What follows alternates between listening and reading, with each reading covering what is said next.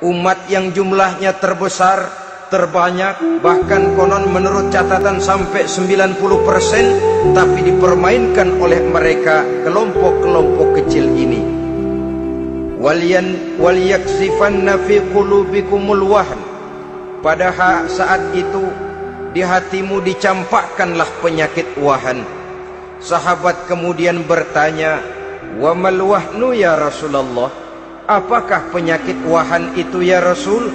Beliau menjawab, hubbud dunya wa karahiyatul maut.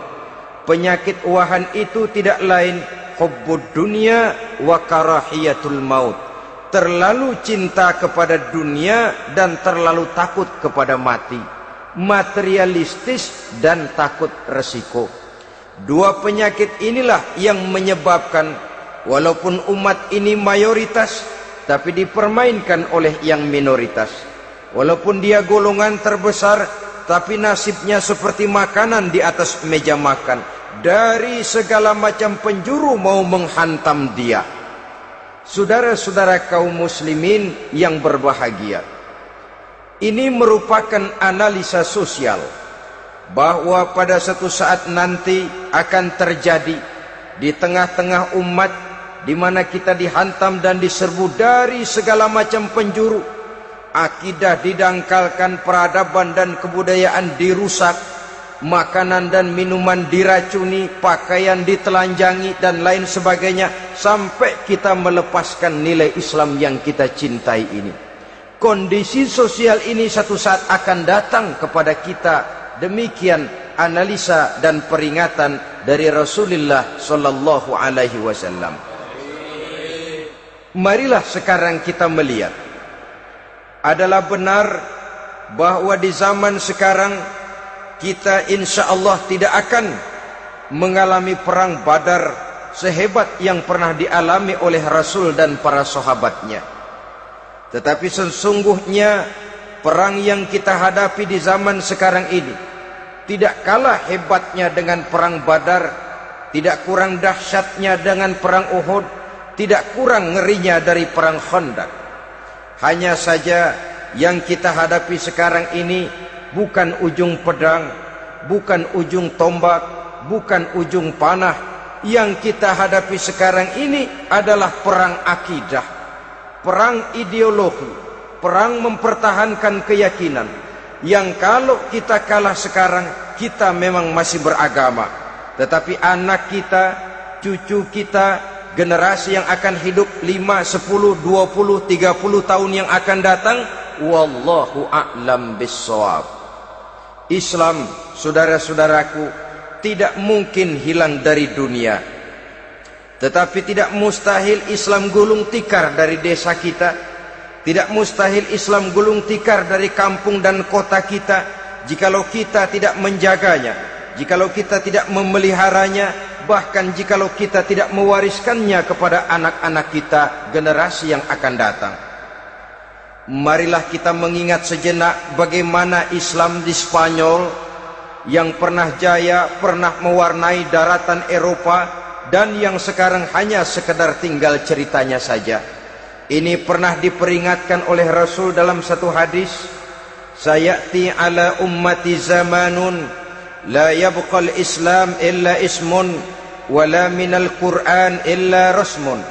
Akan datang satu masa di tengah umatku di mana pada masa itu Islam ada tapi hanya tinggal sekedar namanya saja, dan Quran pun ada tapi cuma sekedar tinggal tulisannya saja. Apabila kita tidak mewariskan ini kepada generasi yang akan datang, maka serbuan-serbuan dari berbagai macam penjuru dari hari ke hari semakin kita rasakan kehebatannya. Tidak mustahil sejarah Spanyol akan terjadi di desa kita, akan terjadi di kampung kita, akan terjadi di kota kita. Orang Spanyol kalau mereka cerita kepada anaknya, mereka akan cerita, "Nak, di sini dulu ada masjid." Kapan, Pak? Dulu bener dah. Banyak orang Islam kalau hari Jumat pada sembahyang, kapan itu, Pak? Dulu sekali. Sekarang cuma sekedar tinggal ceritanya saja. Bukankah sesuatu yang sangat tidak mustahil apabila kita tidak menjaga dan mewariskan Islam ini kepada generasi yang akan datang, maka serbuan-serbuan akan membawakan hasil yang diinginkan oleh para penyerbu itu tadi. Kita sudah menjadi umat yang mayoritas, tetapi umat yang mayoritas ini menurut Rasul dikepung sedemikian rupa, akidahnya didangkalkan, peradaban dan kebudayaannya ditekan sedemikian rupa, kehidupan sosialnya dibuat individualis, kemudian dari segi pergaulan, pakaian, makanan, minuman dan sebagainya diracuni, sampai dia tidak lagi berpegang teguh kepada agamanya. Dan dikala itu hilang kehebatan umat ini di mata musuh-musuhnya. Orang lain memandang kita ringan saja, enteng saja, satu umat yang sudah kehilangan wibawa. Padahal konon kabarnya kita mayoritas, tapi enak saja dikutak-kutik orang lain. Dan dikala itu di hati kita merajalela penyakit uahan. Penyakit uahan itu apa? Pertama, hubbud dunia, terlalu cinta kepada dunia. Terlalu cinta kepada dunia yang menyebabkan kita lupa akan tanggung jawab dan kewajiban, lupa meneruskan dan mewariskan Islam kepada generasi yang akan datang. Kita berlomba hanya untuk mengejar dunia dan seluruh isinya.